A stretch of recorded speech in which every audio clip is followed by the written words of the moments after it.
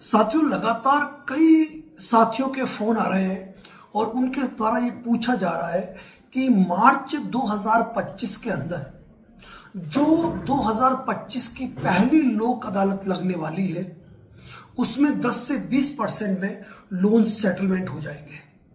क्या ये बात सच है?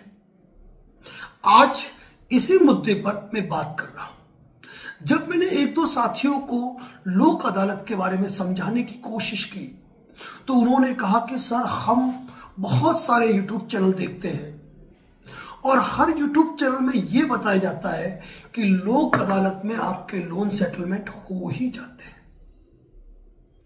तो हम राशि की व्यवस्था कर रहे हैं कि लोक अदालत में हमारे मामले निपट जाए।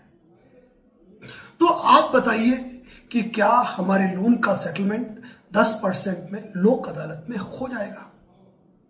क्योंकि जब भी लोक अदालत होती है उसके दूसरे दिन किसी भी जिले का अखबार उठा के देख लिया जाए तो वहां ये लिखा आता है कि इतने हजार प्रकरण निपट गए, इतने अवार्ड पास हो गए, इतने मामले में समझौते हो गए। क्या ये सच है? कड़वी बात करता हूं लेकिन मुद्दे की करता हूं। हो सकता है मेरे वीडियो पे कई जनों को आपत्ति लग जाए, लेकिन ये तमाम बातें, तमाम आंकड़े लोक अदालत में जो निपटे, जो तमाम आंकड़े आप अखबारों में देखते हो, ये होते क्या है? आपको मैं एक बात बता दूं कि सामान्य रूप से जो प्रकरण चलते हैं 138 एनआई एक्ट के कई ऐसे प्रकरण हैं, section 25 the payment and settlement, और भी छोटे मोटे जो मानहानि के या छोटे मोटे जो सिविल विवाद वगैरह होते हैं जिनका निपटारा राजीनामे से हो सकता है।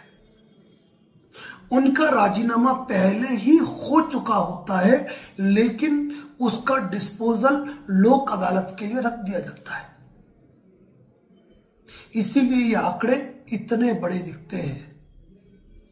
लेकिन अगर आप ऐसा सोच रहे हैं कि मेरे लोन का सेटलमेंट मेरे चाहे अनुसार लोक अदालत में हो जाएगा, तो ऐसा बिल्कुल भी ना सोचें।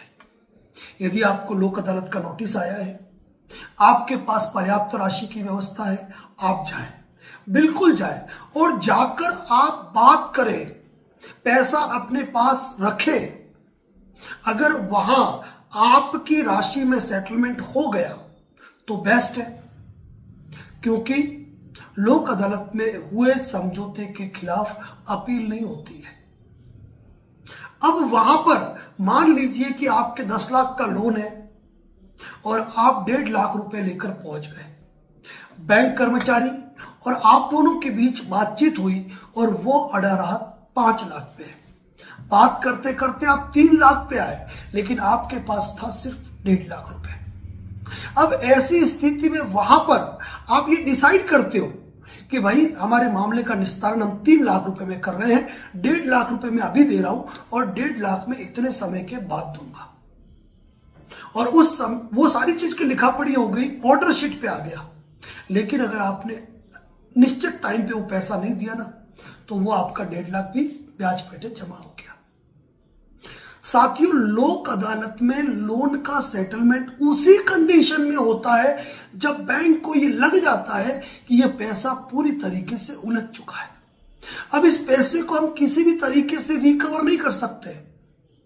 कई लोग जिनके सिक्योर्ड लोन है, जिनके लोन 10 लाख के हैं लेकिन उनकी 20 लाख रुपए की प्रॉपर्टी मॉर्गेज पड़ी हुई है, वो ये सोचते हैं कि हमारे लोन का सेटलमेंट हो जाएगा। तो आप कतई यह ना सोचें। कई प्रकरण जो पहले से कोर्ट में चल रहे हैं वह लोक अदालत में रखे जाते हैं ताकि आपसी समझाइश से, राजीनामे से बात होकर मामले निपटे। अगर आपसी समझाइश से बात निपटती है तो सॉल्यूशन होता है। अब लेकिन इस अवस्था में कई ऐसी एनबीएफसी कंपनियां हैं, कई बैंकिंग है जो अपने मैटर को तैयार करके जिला विधिक सेवा प्राधिकरण के समक्ष रखती है कि इसमें नोटिस जारी कीजिए।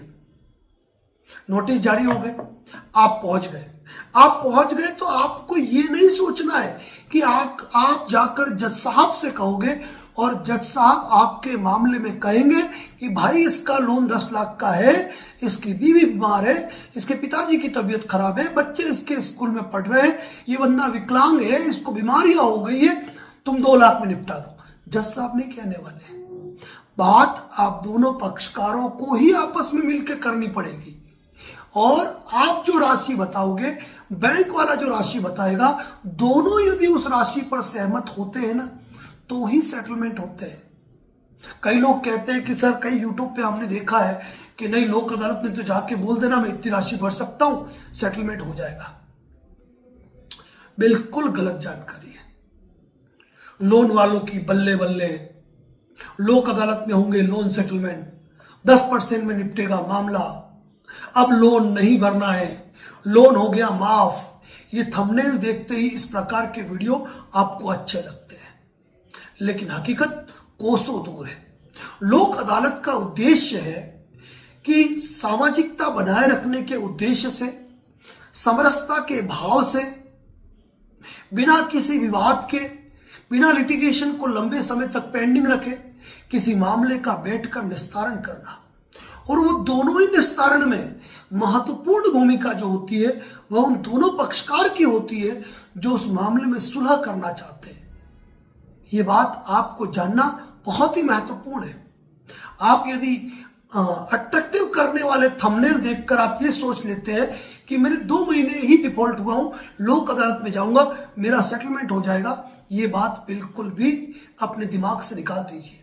यदि आप लंबे समय तक आपका डिफॉल्ट हो गया है, बैंक ने आपको आर्बिट्रेशन नोटिस भेजे, आर्बिट्रेशन की प्रोसीडिंग आपने फेल करा दी है, सेक्शन 25 का मामला उनका लिंगर ऑन चल रहा है, 138 एनआई एक्ट की कार्रवाई से उनको राहत नहीं मिल रही है, आपने पहले ही प्रायर नोटिस दे दिए हैं, रिकवरी एजेंट आपके वहां आता है तो आपसे डर के चला जाता है, तो ये चीजें आपको लाभ देती है किसमें?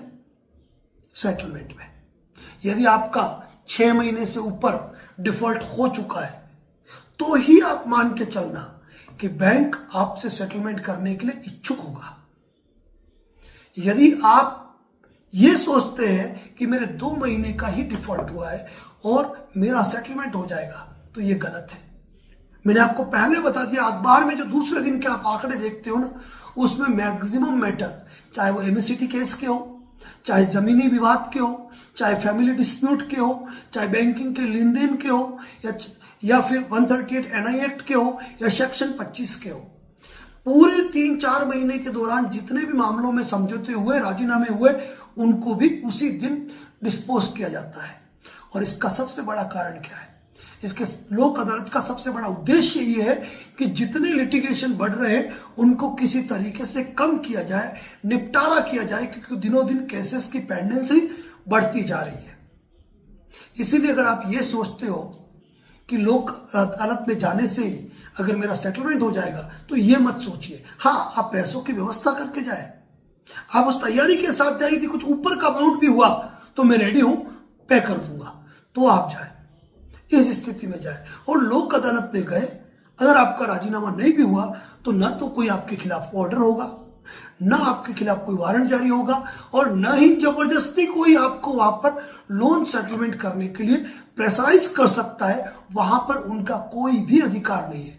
वहां वो रिकवरी नहीं चलेगी, गुंडागर्दी, दादागिरी, क्योंकि वहां पर तो खुद कोर्ट बैठा है, स्वयं वकील बैठे हुए हैं। तो वो चीज दिमाग में मत लाइए कि वहां ऐसी चीज हो। हाँ, लोक अदालत का नोटिस आया है, आपके पास पैसे की व्यवस्था है, तो आप जरूर जाए। और साथियों, एक बात कहूंगा, जिन्होंने भी चैनल की मेंबरशिप ज्वाइन की है ना, मेंबरशिप पर आपको वीडियो कैसे लग रहे हैं उसके बारे में सजेशन जरूर दें, ताकि दूसरे लोग भी उसके लिए गाइड हो कि मेंबरशिप पर हम वो डिटेल पोस्ट कर रहे हैं जो न किसी लॉ बुक्स में मिलती है, न कहीं आपको किसी किताब में वो ड्राफ्टिंग मिलेगी, और ना ही किसी यूट्यूब चैनल पर आपको वो जानकारी मिलेगी। यदि कोई लोन डिफॉल्टर हमारा मेंबरशिप चैनल ज्वाइन करता है ना, तो यकीन मान के चलिए कि वह अपना लाखों रुपया बचा लेगा, केवल और केवल मेंबरशिप ज्वाइन करके और उसके वीडियो सुन के और खुद के मैटर खुद ड्राफ्ट करके। बड़े ही सरल तरीके से मेंबरशिप पर बड़े ही प्यारे वीडियो हमारे द्वारा अपलोड करने की कोशिश की जाती है। यदि आपने मेंबरशिप ज्वाइन नहीं किए तो जरूर करें, इतना सा कहूंगा। इसी के साथ जय हिंद, जय भारत, जय मेवाड़।